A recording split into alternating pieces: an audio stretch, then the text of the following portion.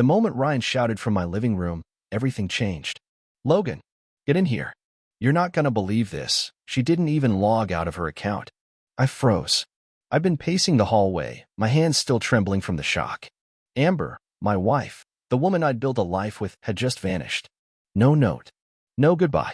Just a half-empty closet, deleted social media, and silence. She was gone. But that sentence, those few words Ryan shouted, pulled me straight into the eye of the storm. I rushed in and found Ryan hunched over Amber's laptop, eyes wide like he'd uncovered something radioactive. "She's been messaging this guy, Derek, for months," he said, clicking open message after message.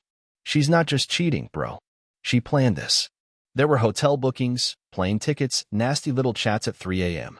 One message said, "Can't wait to leave this loser behind. He's still buying me flowers, LOL. That one punched me in the gut. But what hit even harder was this one. "He won't see it coming. Let's make it fun." Fun. Abandoning me was her idea of fun. I could barely breathe. But Ryan wasn't done. "Dude, look at the dates. Look what she sent him the night you were in the ER with your dad." My vision blurred as I read. A selfie, in our bed, wearing nothing, captioned, "Alone tonight, winking face, come save me." That was it. I snapped. This wasn't just infidelity. This was war. I sat down, numb, heart jackhammering in my chest. How long had I been living with a stranger? How long had Amber, the woman I once loved, been lying to my face while planning my emotional execution? I stared at her browser tabs. She'd left everything open. Instagram, Gmail, messages, even her work Slack. She was sloppy, arrogant, or maybe she thought I'd never find the courage to look. But I did. And what I found turned my grief into something darker. Rage. Ryan looked at me, dead serious. "She thinks she's smart. But you're not the same guy she married. Not anymore." I didn't say a word. I just started clicking, saving, screenshotting, organizing. Every message, every photo, every little thread of her betrayal. I wasn't going to confront her. Not yet. That would be too easy. She wanted fun? I was going to give her a nightmare. The next morning, her boss received an anonymous folder. Inside, messages Amber sent from her company laptop to Derek, graphic, unfiltered, on work hours. Her account was suspended before noon. Her mom got the same file, followed by her sister, her fitness group, even Derek's girlfriend. Yeah, turns out he was engaged, got a personal message from a concerned husband. Amber's picture-perfect world began to collapse, one ping at a time. By evening, I received my first voicemail from her. Her voice was thin, shaking. "Logan, I made a mistake. I just needed time to think. I didn't want to hurt you. Please, call me." I didn't. Instead, I watched her Instagram disappear. Her name got dragged through comment sections like a dirty secret no one wanted to keep anymore. And that was only day one. The worst part? I hadn't even told her I knew. She had no idea what was coming. But I did. And I couldn't wait. It's funny how fast things spiral when you stop being the fool. I used to be the nice guy. The dependable one. The guy who brought Amber tea when she had cramps and remembered her mom's birthday when she didn't. That guy? He died the moment I read, "Let's make it fun." Ryan and I sat at my kitchen table, surrounded by printed screenshots like it was a war room. Because that's what it had become, a silent, calculated war. Amber thought she could vanish with some rental Tesla tech clown and I'd just cry into my pillow? Nah. She forgot one crucial thing. You don't destroy a man who has nothing left to lose. That night, we hacked the next phase. Ryan was a genius with tech. I just supplied the fury. First target? Derek. I posted screenshots of their chats, the graphic ones, onto his company's Glassdoor reviews and tagged their CEO on Twitter. I didn't say a word. Just let the words "sent from company email during business hours" speak for themselves. Ryan uploaded the same file to a dozen Facebook community groups with a caption, "Is this your coworker's husband?" Derek messaged me that night. "Bro, take this down. You're messing with people's lives." I replied with a single line, "So are you." The next morning, Amber called again. New number. This time she wasn't sweet or sorry. She was furious. "You're ruining my life, Logan. You need to stop." I smiled. "No, I really don't. You have no idea what I'm going through." "Oh, Amber," I said, calm as hell. "I'm just getting started." Click. She lost her job that week. Not because of me directly, she was already skating on thin ice. But once HR saw what she was doing on company time, they cut her loose without hesitation. Apparently, clients don't love having their campaigns delayed because their account manager was too busy sending spicy pics to her side piece. Ryan and I watched it all unfold like spectators at a boxing match. But even then, I wasn't satisfied. Because none of it hurt like what she did to me. None of it compared to walking into my bedroom and realizing she had packed her bags days before she left, emotionally checked out long before physically disappearing. So I decided it was time for a little face-to-face. I knew where she was. A friend of a friend spotted her holed up at some rundown Airbnb outside Tampa, looking like hell and trying to get her Instagram back up. I didn't go there to scream or cry. I went for closure. But more importantly, confirmation. When she opened the door, she looked like someone who hadn't slept in days. No makeup. Eyes red. Hair a mess. "Logan," she whispered. "You actually came." I looked her in the eyes and said, "I just want to know why." No excuses. No deflection. Just the truth. Amber scoffed, like she was the one insulted. "Because you were boring. Predictable. You made life too easy." I wanted more. That was it. Not guilt. Not even regret. Just entitlement. "You wanted more?" I said. "You got it. Now enjoy what comes with it." I turned around, left her standing there in her ruined little Airbnb palace, and never looked back. Later that night, I got one final message. "You win. I'm done." But I wasn't doing it to win. I was doing it to make sure the next man she tries to fool knows exactly who she is. 3 weeks passed. I thought I was done. I really did. I'd burned the bridge. Amber was unemployed, humiliated, and living in a cheap, moldy Airbnb that smelled like bleach and regret. Derek had gone dark. No more calls, no more threats. She stopped trying to contact me. I even started sleeping again, not great, but better. Ryan and I would have a drink every night, talk about football, life, anything but her. Then came the envelope. No name, no return address, just a thick manila envelope shoved under my apartment door. I stared at it for a solid 5 minutes. I knew that handwriting. It was hers. Inside were printed papers, court papers. Amber was filing for spousal support. I laughed at first. A deep, broken kind of laugh. Then I sat down because suddenly I couldn't stand. She'd taken everything: trust, love, stability, and now she wanted money? The nerve. The audacity. The absolute filth of it. I called my lawyer. Marcia Jones, bulldog of a woman, no nonsense. She flipped through the documents and raised an eyebrow. "She's claiming emotional distress. Says you weaponized private information to destroy her life. She's asking for $3,200 a month. She cheated," I said flatly. "She left me." Marcia gave a slow nod. "Doesn't matter. The law doesn't care about morality, just paperwork." That's when I realized I wasn't just fighting Amber's betrayal anymore. I was fighting her revenge. She couldn't handle the fallout, so she was trying to twist the narrative. In her version of the story, I was the villain. I harassed her. I ruined her career. I broke her. She conveniently skipped the part where she packed her bags and ran off with another man, leaving her wedding ring on the bathroom counter like a middle finger. Ryan was livid. "You want me to post the rest of the messages? The voice notes? Let's blow this whole thing wide open." But I shook my head. No, I'm not giving her another excuse to play the victim. Instead, I prepared. I gathered evidence, timestamps, photos, call logs, screenshots. I hired a private investigator who pulled security footage from the airport. There she was, Amber in sunglasses, hand in hand with Derek, rolling away 2 suitcases I paid for. When the hearing day came, I walked into that courtroom not as the broken husband she remembered, but as a man reborn through rage, betrayal, and a taste for justice. Amber showed up looking like a soap opera version of herself, a hair tied back, no makeup, big sad eyes like she was auditioning for pity. She sat across from me, avoiding eye contact, while her lawyer painted me as a vengeful, emotionally abusive ex. Then it was my turn. Marcia handed the judge our file, every shred of evidence, neatly labeled and irrefutable. The judge read silently. Then she looked up. "Miss Bennett," she said to Amber, "why did you leave the marital home?" Amber opened her mouth. I braced for another performance, but no words came out. Just a long, awkward silence. The judge wasn't buying it. By the end of the hearing, not only was her request for support denied, but the judge warned her about potential legal consequences if she continued with false and vindictive claims. Outside the courthouse, I passed her without a word. She muttered something under her breath, something I couldn't quite hear. Ryan met me at the car. "It's over." I looked back at her one last time. "No," I said. "Now." I decide when it's over. You'd think that after being humiliated in court, Amber would crawl back into the hole she dug for herself and stay there. But no, snakes don't just slither away. They coil. They wait. 2 weeks after the hearing, I got a call from an unknown number. Mr. Walker? This is Officer Stanton with the Tampa Police Department.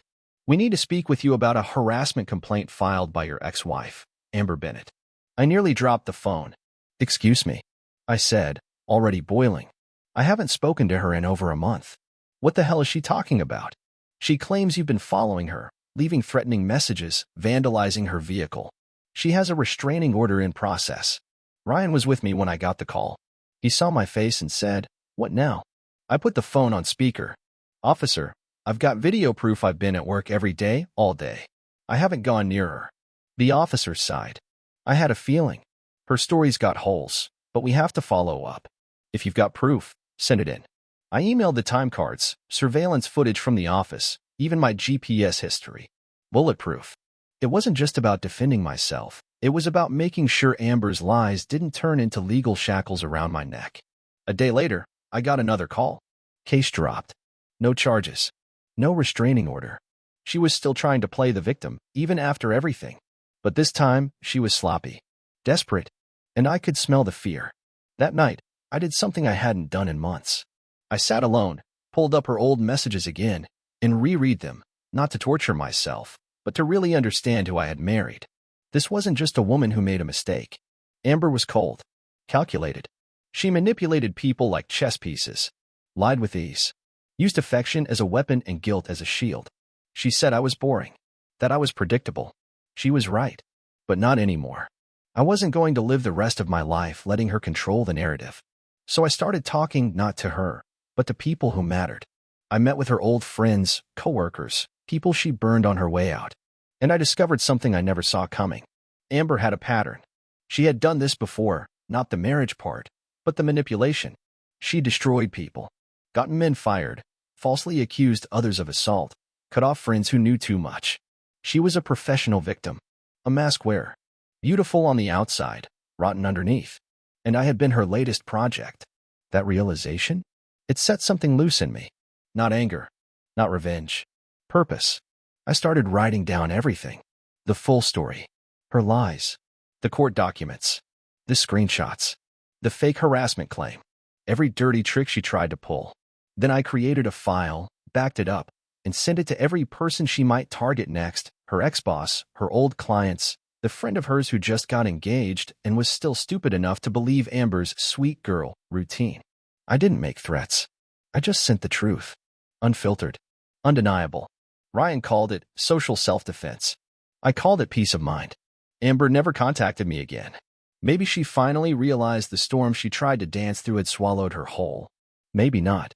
But I didn't care. I wasn't out for blood anymore. I was just done being her puppet. And for the first time in months, I felt free. Just when I thought I'd finally closed the last chapter on Amber, when I believed the fire she lit had finally burned itself out, she found a new way to strike. It came on a quiet Sunday morning. I was at Ryan's place, sipping coffee, flipping through emails. Spam ads, one from my lawyer confirming the case was now officially dormant. And then her name. Subject, you deserve to know. I should have deleted it, but I didn't. Inside was a single sentence. Before I left, I took a test. It came back positive. It's yours. My blood ran cold. I read it again. Then again. Positive? I stared at the screen like it had slapped me across the face. My heart was pounding so loud I couldn't even hear Ryan asking what was wrong. Pregnant? No, it couldn't be. We hadn't, not in those final weeks. She was distant, cold. We barely touched. But still, what if? That one sentence flipped everything upside down again. Rage? Back. Panic? Flooding. Logic? Drowned. I called her. Straight to voicemail. I called again. Blocked. Ryan looked at me, tense. You good? She says she's pregnant, I said flatly. He blinked. Derek's. No, I said, almost whispering. She says it's mine. Ryan put the cup down. That lying psycho, don't even fall for this. It's another trick. Another way to reel you back in. And he was probably right. But what if he wasn't? That night I couldn't sleep. I kept replaying memories in my head. The nights, the silences, the way she avoided touch right before she left. Was it guilt? Or something else? Then I thought of the real possibility. What if she had gotten pregnant just before leaving and planned to trap me later? Use a child as her new tool? It was too dangerous to ignore. So I did what I had to do. I sent her one message. If it's true, prove it. I want a test. If not, leave me the hell alone for good. No reply. 2 days later, I got a letter in the mail. No return address. Inside was a printed copy of a sonogram. No name. No date. Just an ultrasound photo. But I wasn't some idiot clinging to hope or fear anymore. I scanned the metadata. Ryan ran it through a few programs. Turns out, it was a stock photo. One you can download off Google with a simple free ultrasound image search. That was the last straw. I didn't respond. I didn't call. I didn't even feel anger anymore. I felt nothing. Because that's what she was now, a ghost. A shadow. A desperate, fading echo of a woman who once convinced me she loved me, but in reality just needed someone to manipulate. I took that printed sonogram and threw it into the fireplace. Watched it curl, blacken, and vanish. Ryan watched me do it and nodded. Now it's really over. I didn't say anything. Because deep down, I knew something he didn't. It wasn't over. Not until I figured out why I kept letting her get to me. Not until I faced the part of myself that allowed her back in, again and again. And that reckoning was coming. After the fake pregnancy stunt, Amber finally went silent. No more emails. No burner calls. Nothing. It was like she vanished for real this time, but the damage she left behind didn't go with her. Because while the outside world calmed down inside me, it was chaos. I wasn't sleeping. Not because I missed her, hell no, but because I couldn't stop asking one brutal question. Why did I keep letting her in? Why, after everything she did, the betrayal, the lies, the legal traps, did part of me still freeze every time her name popped up? That's when I realized something. It wasn't just her betrayal I was dealing with. It was mine. Not against her, against myself. I betrayed my own instincts. Ignored red flags. Swallowed my pride. Shrunk my voice. All for the sake of keeping peace in a relationship built on fake promises and hollow affection. Amber didn't just manipulate me, I handed her the tools. So I started digging deeper, not into her, but into me. I pulled out old journals, old texts, even emails I'd never sent. I needed to understand when it all started falling apart. When I stopped being Logan and started becoming her accessory. The signs were all there in hindsight. You work too much. But I was paying all the bills. You're too predictable. But that's how stability works, right? You don't challenge me anymore. But every time I pushed back, she cried, twisted the narrative, made me feel like the villain. It was emotional warfare in slow motion. Gaslight by gaslight. Compliment followed by contempt. Affection followed by abandonment. She was a master manipulator, but I was her perfect canvas. Steady. Loyal. Forgiving. Too forgiving. Ryan noticed the shift in me. One night over beers, he said, "You've been different lately. Quiet. But not in a defeated way. Focused." I nodded. Because I realized she didn't break me. She exposed me. He raised an eyebrow. Explain. I thought I was this strong, smart guy who couldn't be played. Turns out, I was just a guy afraid to be alone. And she saw that. She used it. Ryan leaned back. So what now? Now, I said, I fixed that. And I did slowly. I started therapy. Not for heartbreak. I didn't need help getting over Amber. I needed help getting over me. The version of myself who let her in. The part that mistook chaos for passion and silence for safety. I started working out again. Not for revenge. Not for Instagram. Just to feel mine again. I cleaned the apartment top to bottom. I donated everything she left behind. I changed the locks, repainted the walls, even got a damn dog. A rescue mutt named Diesel who barked at his own shadow but slept at my feet every night like he'd been guarding me for years. And slowly, I started laughing again. Not the forced kind. The real kind. The kind that catches you off guard and reminds you that you're alive. But even in the piece, I kept one thing as a reminder, a single message of hers, screenshotted and framed. He'll never do anything. He's too soft. It hangs in my office now. Not as a wound, but as a warning. A reminder of who I was and who I'll never be again. Because Amber thought she was destroying a man. She was actually rebuilding one. It's strange how healing creeps in. It doesn't come in some dramatic movie scene where you scream into the wind or throw her photos into the ocean. No. Healing shows up quietly, like the first night you sleep through until morning, Or the moment you pass by her favorite coffee shop and feel nothing. That's where I was now. I wasn't angry anymore. I wasn't sad. I wasn't trying to figure her out. I'd stopped wondering where she was or who she was with. I'd stopped replaying what I could have said, should have done, or why she chose him. The answer was simple. It was never about me. Amber didn't cheat because I failed. She cheated because she was broken and tried to fix that brokenness by breaking someone else. But not anymore. Not me. One night, I got an Instagram DM from someone I didn't recognize, Alicia, one of Amber's old friends. We'd only met once during a barbecue, back when Amber still pretended to be a decent human being. Her message was short. You deserve to know what she's saying about you. Attached was a screenshot of a private Facebook post. Amber had written some long, pitiful essay about being emotionally abused, gaslit, and left without a home by a controlling, narcissistic husband. The kicker? She posted it on a support group for domestic abuse survivors. I stared at it, heart pounding, not from rage, but disbelief. She still wasn't done? Ryan saw it. We need to shut this down. She's going to drag your name through the mud again. But this time, I didn't react. I thought about it. Long and hard. Then I replied to Alicia, thanks for sending this. But I'm done letting her live in my head. She wants attention. I'm not giving it to her anymore. Because I finally understood, Amber didn't care about justice, truth, or closure. She only cared about control. If she could still get a rise out of me, she won. If she could still make me doubt myself, she won. But now, she had no access, no control, no power, and I'd never felt freer. That weekend, I went out, not to drink or distract myself. I just wanted to live again. I found myself at a little live music bar downtown. The kind of place where no one cares who you are, as long as you tip the bartender and don't talk over the band. I sat at the bar, ordered a whiskey, and just watched the world. Then I met Claire. Not in some magical, sparks-flying way. Just a simple, real moment. She was standing next to me, trying to flag down the bartender. Our eyes met. She smiled. I nodded. We talked for an hour.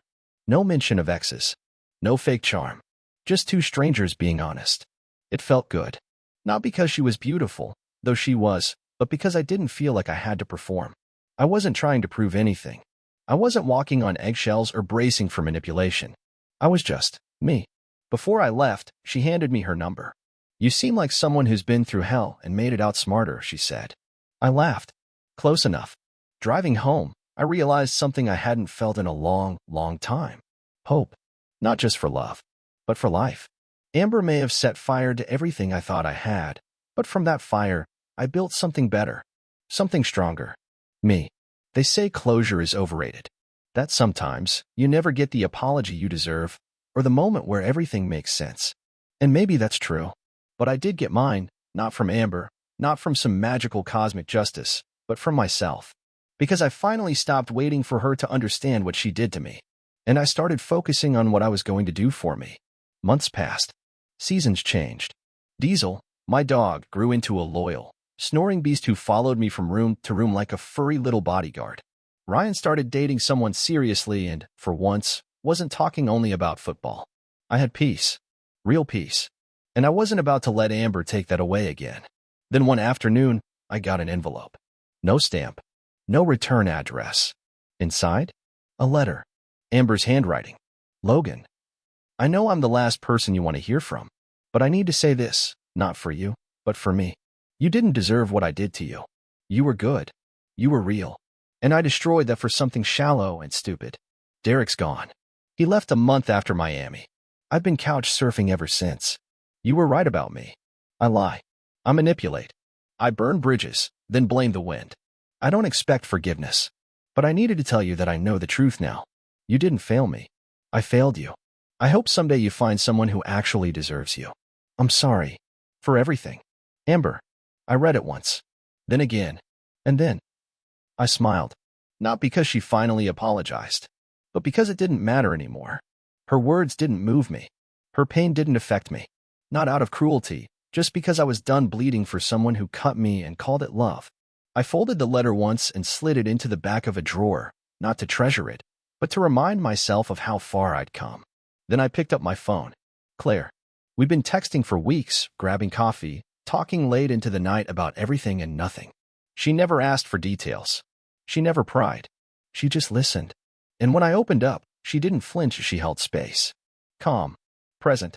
So I texted her. Dinner tonight? No ghosts, no drama. Just you, me, and something real. She replied in seconds. You buying? Always. That night, I wore a shirt I hadn't touched in over a year. The one Amber used to say made me look too serious. Claire smiled the second she saw me. Now there's a man who's learned to carry his past without dragging it. And she was right. I wasn't healed because of Claire. Or because Amber apologized. Or because karma came around. I healed because I stopped trying to rewrite what had already burned. I accepted the scar, and then I moved forward. So here's my advice. If you're reading this, if you're living through the betrayal, the silence, the nights where your chest feels hollow, don't chase closure. Don't wait for them to admit it. Don't waste years trying to understand why they broke you. Instead, understand yourself. Stand back up. Rebuild. Not for revenge. For you. Because that's what I did. And it saved my life.